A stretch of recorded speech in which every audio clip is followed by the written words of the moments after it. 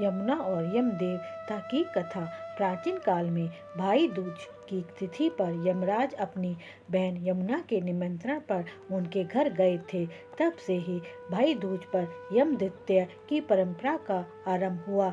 सूर्य देव के पुत्र यमराज और देवी यमुना भाई बहन थे।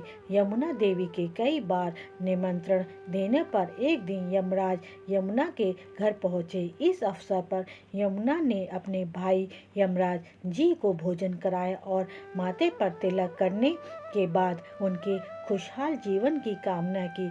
इसके पश्चात जब यमराज जी ने अपनी बहन यमुना से वरदान के लिए कहा, तब यमुना जी ने कहा कि हर साल आप इस दिन आप मेरे घर आया करो, और जो बहन इस दिन अपने भाई का तिलक करेगी उसे मृत्यु भय नहीं होगा।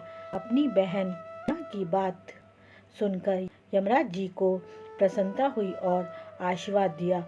उस दिन से ही भैया दूज के त्योहार को आज तक निरंतर मनाया जा रहा है। इस दिन यमुना नदी में स्नान करने से भाई बहन को पुण्य की प्राप्ति होती है।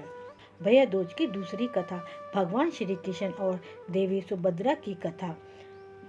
धर्मशास्त्रों में एक अन्य पौराणिक कथा का वर्णन मिलता है। इस कथा के अनुसार भाई दूज तिथि पर भगवान श्री कृष्ण जी ने नरकासुर राक्षस का वध करने के बाद द्वारका नगरी लौटे थे। इस अवसर पर भगवान श्री कृष्ण जी की बहन सुभद्रा ने फूल, फल, मिठाई और अनेक दीपक जलाकर उनका स्वागत किया था।